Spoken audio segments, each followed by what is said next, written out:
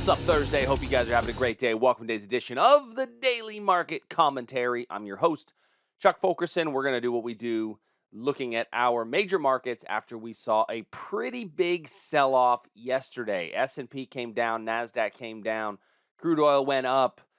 We had some interesting turn of events, and stop me if you've heard this before, but it looks as though our markets are continuing to be in a bigger picture uptrend with weakening momentum. Sounds like something we've been saying for a little while. And so when is that final straw going to break? When is that final shoe going to drop? So we're going to take a look at that today. So if you're new to the channel, do me a favor, click the subscribe button, hit the notification bell so that you get all the alerts and all the updates.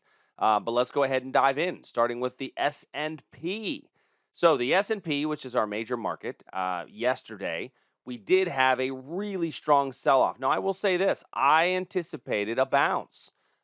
In the S&P market, I felt like this was a pretty good area of demand. But when the Fed came out and said, "Listen, we're just going to kind of tighten. We're gonna turn off the free money supply to the markets," the market started to freak out and lost it at the end of the day. I mean, it's a huge sell-off here at the end of the day. That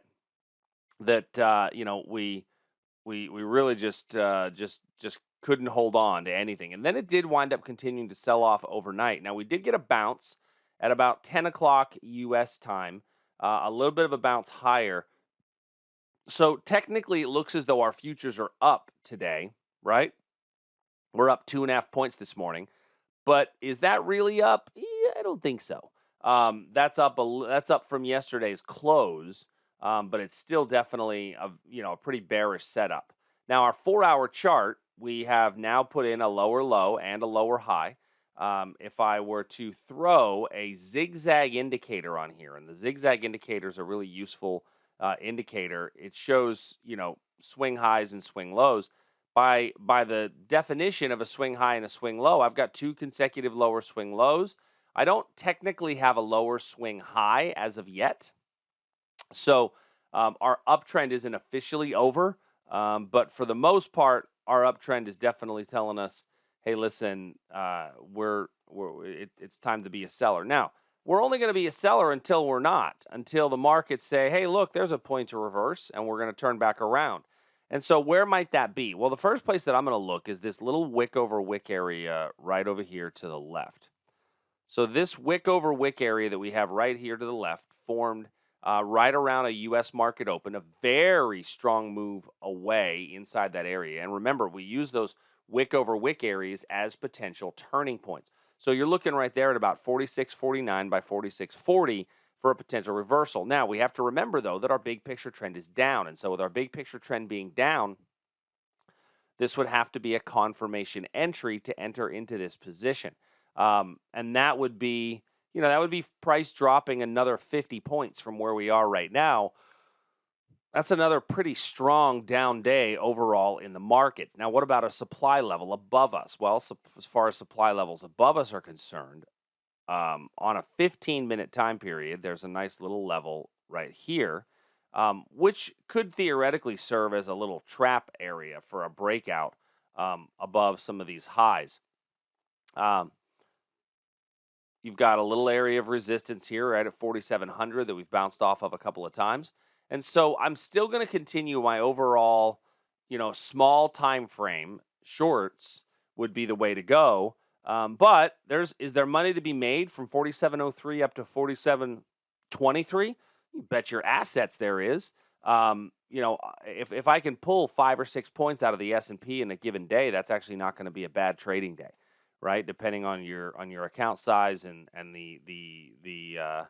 depending on your account size, the amount of capital you're working with, and what your risk tolerance is, you've got a good move on a breakout trade here. So I'm okay with a breakout to the upside, provided that we get basing just in front of this level. I'm also okay with a reversal for a short down here, a reversal right here. The other thing, and I'm just going to leave it at this, is we are setting up for a little bit of a candle-to-candle reversal right here. Remember, this is about a 23.6 retracement of the much larger move. And so by this being about a 23.6 retracement of the much larger move, There we go. Oh, look at that. I put in the 23.6, and that's right where we are. If you want to go candle to candle, then that would be another way to go. So it's 5:23 a.m. as I'm recording this. Hopefully this video will be up in time for that trade to be effective. So I'll try to make this video short so I can get that up in time. As far as the Nasdaq goes, this was our breakout trade yesterday in the Nasdaq. So hopefully you were able to catch that move. Leave me a comment down below. Were you able to catch this Nasdaq short yesterday? Because this Nasdaq short gave us a pretty decent little potential for an entry. One touch, two touch, based a little bit in here, and then broke down. Now, if you missed that entry, you actually got a retest here later in the day as a chance to get in. And price fell pretty hard, and it dropped to our area of demand. Now, that area of demand, if you entered that trade, you got a little bounce out of it. That was in the overnight session. I don't feel like that's going to hold going forward, but the breakdown trade in the Nasdaq was really the best trade of the day. It was a really, really strong setup. Now, what am I looking at for today? Well, I've got a let me go to a 15-minute on here as well, just like I did in the S&P. Oh, that's a really clean little level right there. So a very clean little area of supply here in the Nasdaq.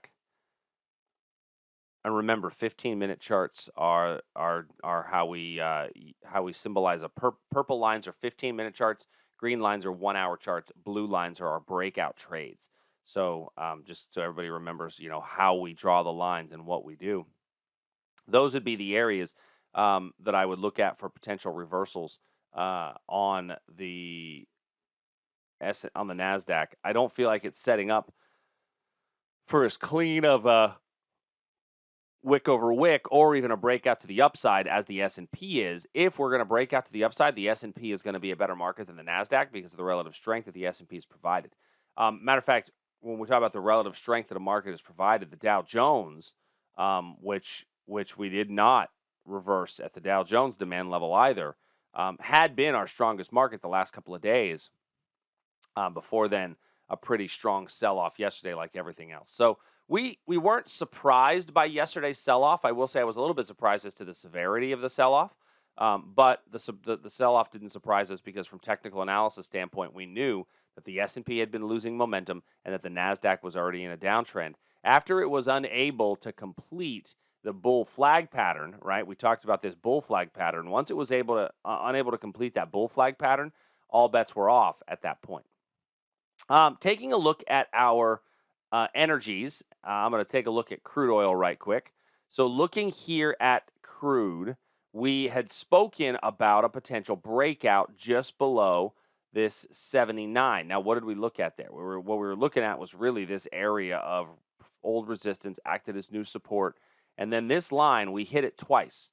You were once, twice, 3 times a lady. Let's see if we get basing at that area. Right now, I have no basing in the zone. We're just running straight up to it. Now, running straight up to it means that I can't take a breakout trade. All I need is a couple of candles right in here. Now, we're coming close to basing in this area. We actually have stalled a little bit once we got here. That would then set up for a really nice breakout. Now, as far as reversals go, looking at this on the 15-minute chart, we had set up this little reversal area in here. Price came into this level. Now, it didn't actually, it came into it and then just kind of stalled, hitting just like if you're using this, the tightest your stop could be is under this green candle. It actually didn't quite hit the stop, hovered around there more than 6 candles before then breaking down. Then coming to the 1-hour level, and that 1-hour level was a really strong move away as we hit that level and got a very big move higher. So if you were able to catch that 1-hour demand level, that was a pretty nice little move. My guess is most of us are probably not. That was 10 o'clock at night that it hit that area. So I'm going to remove that one at this point. Now on a pullback, looking at this 15-minute chart, on a pullback, I don't really have a great quality demand zone. You're probably best off right about here as far as a potential demand turning point and a place to look for a reversal today. So that would be the area that I would pay the most attention to. Gold, we are still in our major range that we've talked about in gold. We've talked a little bit about a 1 hour potential area through here, but 1, 2, 3, 4, 5, 6 candles later, after hitting it, price had gone nowhere. Now, old demand did act as new supply, and we started to get a move away from there here in the last hour or so.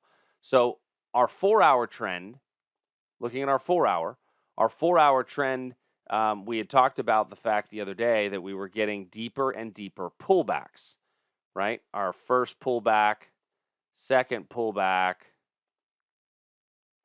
third pullback, right? And shallower moves higher.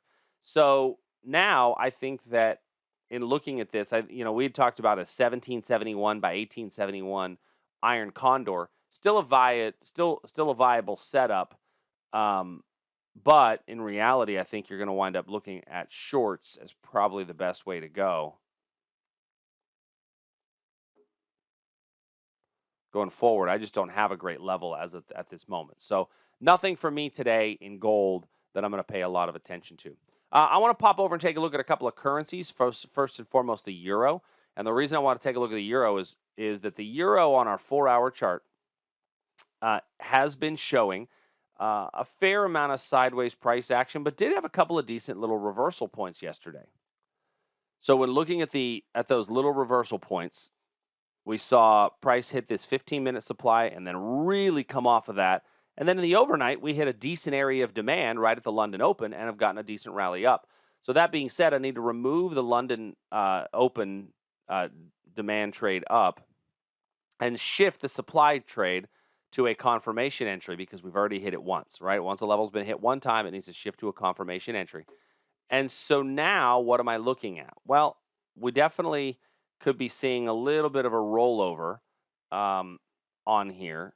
Is if the dollar continues to gain strength, then we're going to see this thing sell off a bit more. And yesterday's announcement by the Fed provided a bit of strength in the dollar overall.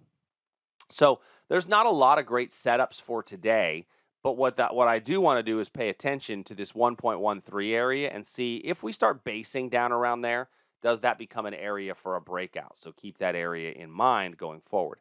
The Canadian dollar, looking at the Canadian dollar, we had talked about this area down here potentially acting as demand. We've hit it. We've traded all the way to the bottom of it, and now we're starting to come out without a strong move away. So if you're in this trade, it's been 6 candles, right? 1, 2, 3, 4, 5, 6 candles later telling you, okay, I should probably get out of this thing or move my stop to break even. Now, I think that we would probably pay the most attention to this area right up here as our next reversal point for a potential short. 0.7867 by 0.7874. Taking a look at the New Zealand dollar, that was the other one that we saw a big price action from some of the levels that we had looked at. Price rallied into our supply level. We got a very strong move away right down into a previously existing demand level. So you notice, even though we're having big price swings, it's still respecting quality areas of demand and supply, right? That have been preset and predetermined. So now, but notice something here, and this is something that I think is pretty interesting to kind of highlight a bit of weakness. We traded all the way to the bottom of this demand area right here, right? Looking at this demand area right here, we traded all the way to the bottom. And we just barely touched this supply area right here. So looking at that, what that tells me is that my supply area is a hotter stove than my demand areas are. We're trading deeper into the demand areas, less steeply into the supply areas. So this demand area is now DTM. It's dead to me. I need to remove that level. But the supply area up here does still hold some validity. Matter of fact, I'm going to switch it to a confirmation entry because we've already touched it once. And I'm going to add this area right here. Now, why this area? The reason for this area is due to this long lower wick on this green candle. Price dropped all the way down into here, rallied back up, and then we got the big sell-off. Okay? All right. Last thing I want to look at today is our crypto futures, and these are something that we've been looking at now the last couple of days. We said that this was going to be something we start looking at here, and I'm kind of happy that we did. The first one being the Bitcoin futures, the micro Bitcoin futures. We did get a breakdown trade below 45,578. We've been talking about the fact that we could see a bit of a breakdown in there. Now, I will tell you, I anticipated a bit of a bounce off this 4-hour level, but we hit that 4-hour level, took a little bit of a stall, and then just cut right through it like the proverbial knife through butter. And so now I'm going to look up above me to this wick over wick area, which is fairly clean, for a retest to the short side. So I would look at 44,374 by 44,728 after, this breakdown here worked out pretty effectively. The other one was Ether futures, and the Ether futures has been a beautiful setup as we did retest this supply area. This was the level that we identified on Monday. And so on Monday morning, we looked at this level and said, hey, this is probably where it looks like we're going to find a good reversal point to go short. Price hit that level right after we released the video, and it has done nothing but go down ever since. So, no sense in trying to relive the past. Why not just take another opportunity when it comes back up to this area for a potential short right through here? So those are our levels for today. As always, if you have any questions, send us an email, support@tradersarmy.com. But look for clean levels. Trade what the charts are giving you. And right now, they're telling me small time frames to look for the short side, and that's what we're doing. So if you have any questions, let me know. I will talk to you soon. See ya. Hey, thanks for joining us. If you like what we do, please make sure you hit that subscribe button. It's the only way the computers know that you're actually alive and really care. And go to tradersarmy.com today to learn a bit more. And if you want to see some of our other videos, click here in the box.